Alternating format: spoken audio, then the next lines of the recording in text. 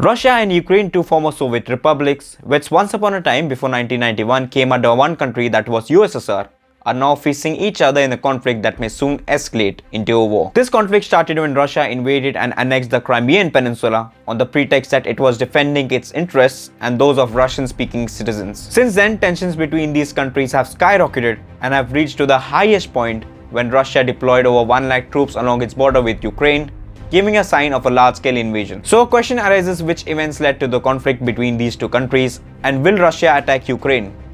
Let's discuss these questions and try to arrive at a conclusion. The White House is warning that a Russian attack on Ukraine could begin any day. After a huge buildup of Russian troops near the Ukrainian border, American officials say Moscow now has the capability to conduct a major military operation. But Ukraine is demanding direct answers from Moscow about why more than 100,000 Russian troops have taken up positions on its borders. Это суверенная российская территория. Вопрос для нас в этом смысле закрыт. And we are ready to respond decisively to Russian attack on Ukraine, which is still very much a possibility. Now, before we dive into the topic in detail, let me clear some basics first. Russia and Ukraine were both parts of the Union of Soviet Socialist Republics, or the Soviet Union, before 1991. They were part of the 15 republics that the Soviet Union constituted. These 15 republics got independence when the Union was dissolved in 1991. And if you don't know what the Soviet Union was and what was the history behind this huge country, I highly recommend you to watch this video pinned here or here, where I've explained the entire history of the USSR.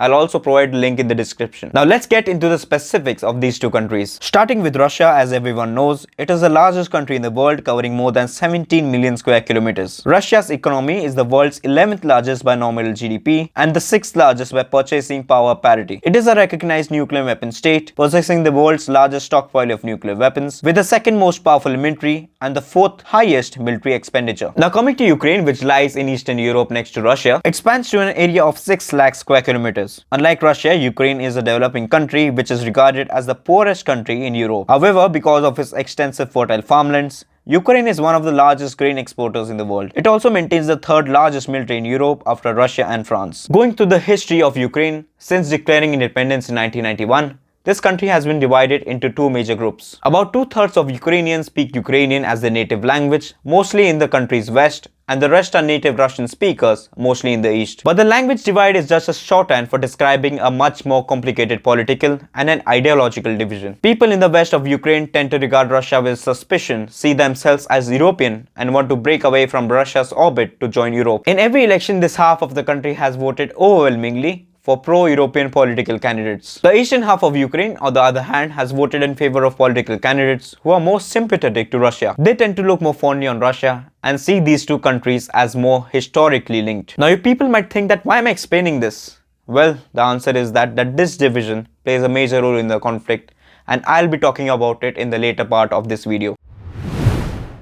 Though Ukraine gained its independence in 1991, many political analysts claim that Russia pursues a modernized version of the doctrine on limited sovereignty over Ukraine. This policy was used during the time of the Soviet Union, and till today it is a reason given by Russian leaders to assert its dominance over Ukraine. Now, after the collapse of the Soviet Union, both nations retained very close ties. But at the same time, there were several obstacles, most importantly Ukraine's significant nuclear arsenal, which it agreed to abandon in the Budapest Memorandum on the condition that Russia would issue an assurance against threats or use of force against the territorial integrity or political independence of Ukraine. Also in 1999, Russia was one of the signatories of the Charter for European Security, where it reaffirmed the inherent right of each and every participating state to be free to choose or to change its security arrangements, including treaties of alliance as they evolve. And interestingly, these policies proved futile to Russia in 2014. Before 2010, Ukraine's post-independence history can be largely characterized as a balancing act between the country's European aspirations and its historic ethnic and economic ties to Russia. But things changed during the tenure of President Viktor Yanukovych, who was elected in 2010. In 2013, Ukraine was about to sign an association agreement with the European Union, which established a political and economic bond between Ukraine and the parties of European Union. But due to Russian pressure, President Yanukovych ordered to pull out from the agreement. Russia applied this pressure because it feared Ukraine would move out of its sphere of influence and bend towards the Western countries. After this move, President of Russia Vladimir Putin pledged to put in billions of dollars into Ukraine as financial assistance. But the withdrawal from the agreement also triggered a wave of popular protests in Kiev, the country's capital. Yanukovych ordered to suppress the protests, but to the contrary, the protests turned more violent. He also passed laws to curtail the freedom of speech and expression, but it sparked more protests where hundreds and thousands of Ukrainians came to the streets to protest against the president. This phase was also known as the Revolution of Dignity, and finally seeing the pressure from the people, Ukraine's parliament impeached President Yanukovych, who eventually fled to Russia. Following the impeachment of Yanukovych, President Petro Poroshenko came to power and immediately signed the association agreement with European Union, which was previously withdrawn by Yanukovych. After seeing Ukraine making a bond with the European Union and the West,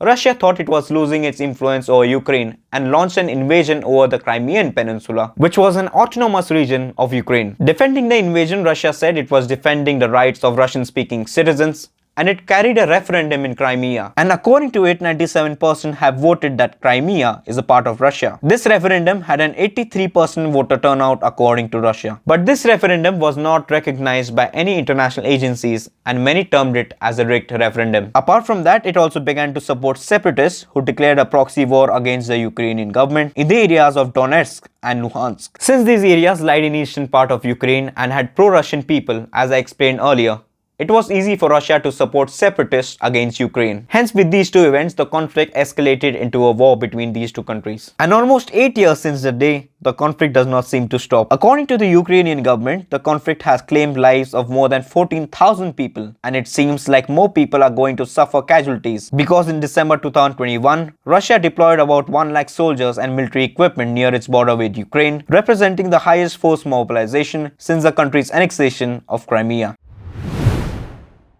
International reactions to the annexation of Crimea and aggression on the Ukrainian border by Russia have largely been supportive of Ukraine's sovereignty and finding a quick end to the crisis. The United States and the European Union threatened and later enacted sanctions against Russia for its role in crisis and urged Russia to withdraw its troops. Talking about the reaction from the Indian government, the Ministry of External Affairs tried to remain neutral by appealing for a diplomatic resolution to the crisis. But at the United Nations Security Council meet, India abstained from a procedural vote on whether to discuss the situation or not, and this was seen as a move which slightly supported Russia. Eventually, 10 members decided to vote against Russia, and the conflict was thus discussed in the United Nations Security Council meet.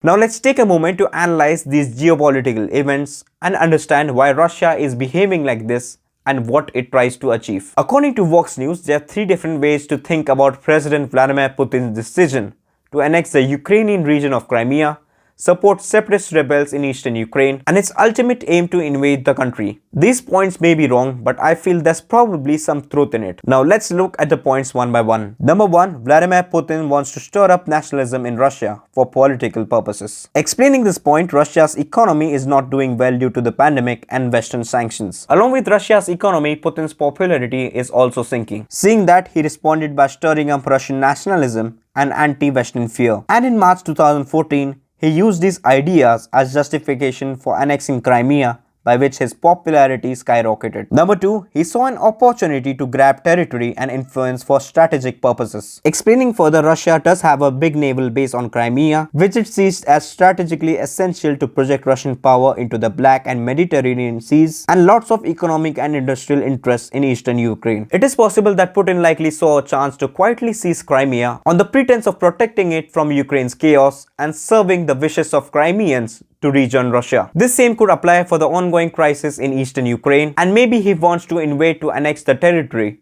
to maintain Russian influence. Number 3, he earnestly believes he's saving fellow Russian speakers from a Western conspiracy. It's entirely possible that Putin believes his own rhetoric, which says that Crimeans and eastern Ukrainians were calling to be saved by Russian military intervention, and that Moscow's political authority extends beyond Russia's borders to all Russian speakers everywhere, including in Crimea and eastern Ukraine.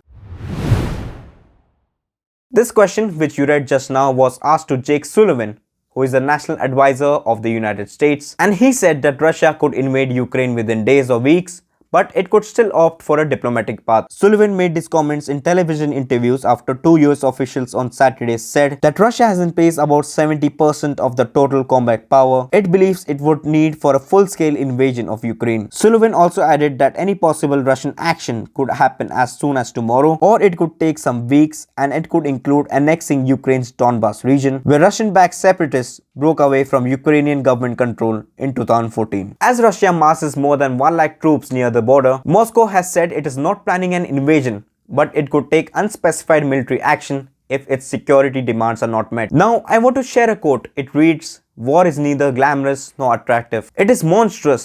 Its very nature is one of a tragedy and suffering." It's very important for these two countries to avoid war because this will negatively affect the economies. For this, a diplomatic solution is a necessary step to lower the tensions between these two countries. Fortunately, both the countries have shown its intent to talk and diplomatically arrive at a solution. An honest assessment of the situation suggests that the chance of finding a diplomatic solution for de-escalation is still substantially higher than that of a threat for further escalation. Also, a very important point I would like to point out that a country has no right over another country on what it should do. Ukraine is a sovereign country and it has the freedom to decide its future. So that's it for this video, and if you find this video informative, then please like and subscribe. And if you're interested in geopolitics or these sorts of things, you can check out this playlist on international affairs on my channel. Hope you have a good day and thank you for watching.